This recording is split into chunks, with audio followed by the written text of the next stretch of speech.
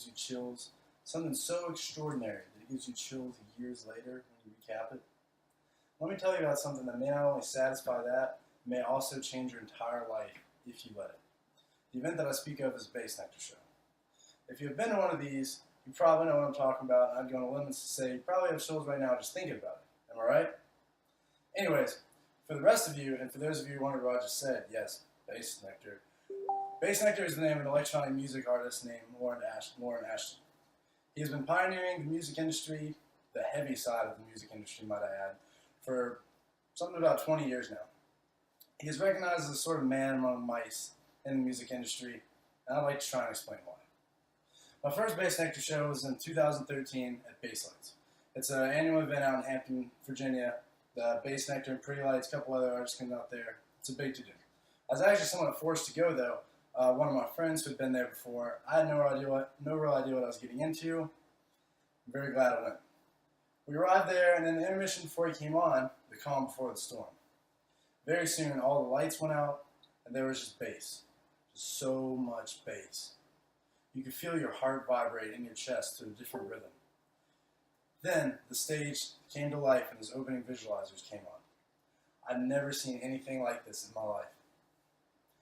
Once the beat started up, the entire Coliseum moved as one. It was just one smoking mass. Around 10 minutes in, I was screaming at the top of my lungs, screaming at my friends, thanking him for making me come, and pondering some of life's greatest mysteries from being in some sort of pseudo-psychedelic space travel at this show. He would mix the occasional classical vocals of everyone with their parents and their brothers knew, and over top of melodic tunes before dropping hundreds of thousands of bass upon us.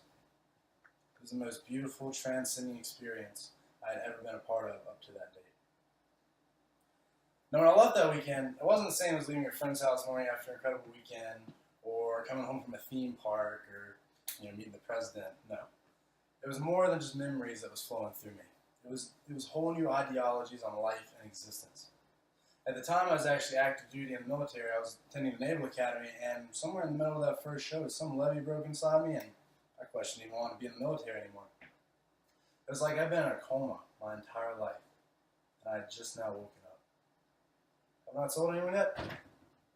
Since my first experience, I've been fortunate enough to make it to 9 more shows. Now, some of you are calling that week because you're celebrated Deadhead and followed Jerry Garcia to screw around for 50 years. To you, I offer my condolences.